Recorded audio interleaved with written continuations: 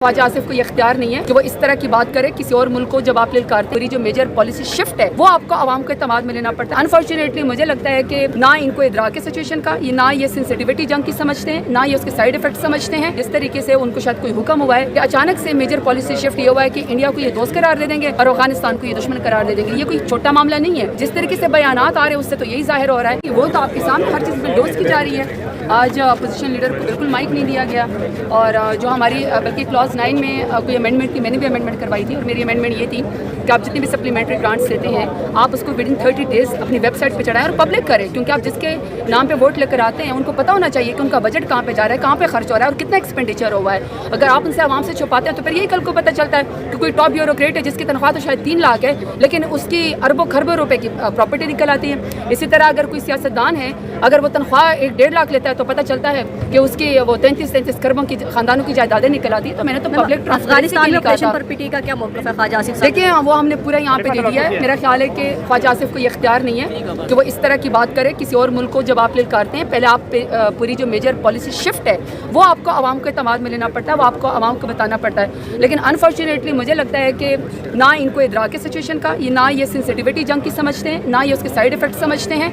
और मेरा ख्याल है कि जिस तरीके से उनको शायद कोई हुक्म हुआ है कि अचानक से मेजर पॉलिसी शिफ्ट ये हुआ है कि इंडिया को ये दोस्त करार दे देंगे और अफगानिस्तान को ये दुश्मन करार दे देंगे। ये कोई छोटा मामला नहीं है, ये बहुत बड़ा मामला है। और जिस तरीके से बयानात आ रहे हैं उससे तो यही जाहिर हो रहा है। तो जब तक आप आवाम को बताएंगे नहीं कि आपकी इस वक्त मेजर पॉलिसी है क्या, स्ट्रेटेजिक सिचुएशन क्या है, इस वक्त हालात क्या है, नेबरिंग कंट्री के साथ हमने क्या पॉलिसी रखनी है, इस तरह आप जाके स्ट्राइक करने की अगर वो देंगे तो फिर इससे तो और जो है टेंशन बढ़ेगी, उससे और जो है वो मसाइल हालात जो है वो ख़राब होंगे। मेरा ख्याल है कि इतना बड़ा जिसको आप डिफेंस मिनिस्टर कह रहे हैं, मेरा ख्याल है कि उसको सिचुएशन का इदराक नहीं है, ना उसको अपनी किसी पॉलिसी का पता, ना उसको अपने सवाल का। मैडम उमर अयूब साहब के इस्तीफे के हवाले से बताइएगा कि उन्होंने इस्तीफा किस बुनियाद पर क्यों दिया है? उमर अयूब साहब यहाँ पे खड़े हैं। उमर अयूब साहब जैसी खिदमत पार्टी में किसी की नहीं है। जिस वक्त पार्टी के ऊपर इंतहाई मुश्किल वक्त था, जब बहुत बड़े बड़े लोग खान साहब का साथ छोड़ गए थे, उमर अयूब साहब ने उस मुश्किल वक्त में जनरल सेक्रेटरी का ओहदा लिया, पार्टी को संभाला, कारकुनान को संभाला, खुद भी रिपोर्ट थे, हम सब भी रिपोर्ट थे, फिर भी इसके बावजूद उन्होंने वर्कर्स को,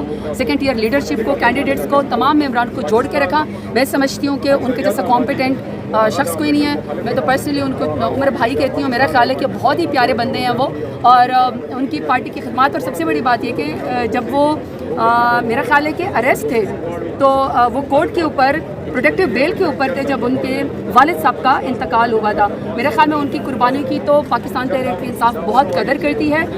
लेकिन इस्तीफे के मामले में देखिए, हमारे पास कोई पोजीशन है या हमारे पास हम किसी जगह के कैंडिडेट हैं या हमारे पास कोई पोर्टफोलियो है, वो सब अमानत मेरे लीडर इमरान खान की, वोट उनका है। जो वो फैसला करेंगे उसको हम कबूल करेंगे। शेर अफजल मरवत ने इस्तीफा मांगा है शिबली फराज से। सॉरी, लेकिन आज जो करारदाद पेश की गई आपकी पार्टी की जानिब से, उस करारदाद की मुखालफत क्यों की? हम एक तो हमसे देखिए, आप जब भी करारदाद लेकर आते हैं आप तमाम पार्टीज़ को आप वो देते हैं ताकि वो पढ़ लें। आप पहले उसमें बहुत सारी चीज़ों की एडिशन करना पड़ेगी, आपको तमाम लोग को ऑन बोर्ड लेना पड़ेगा कि क्या, मेरी बात सुनिए, एक रेजोल्यूशन अगर आप ले आएँ इनडायरेक्टली तो भी क्या इसके बावजूद क्या ये बात छुप जाएगी कि यहाँ बच्चे से लेकर इंडिपेंडेंट मीडिया तक और इंडिपेंडेंट मीडिया से लेकर जितनी भी दूसरे ममालिक की जो वो हैं मेंबर पार्लियामेंट से, क्या उनको नहीं पता कि पाकिस्तान में बदतरीन 8 फरवरी को जो है वो धांधली हुई?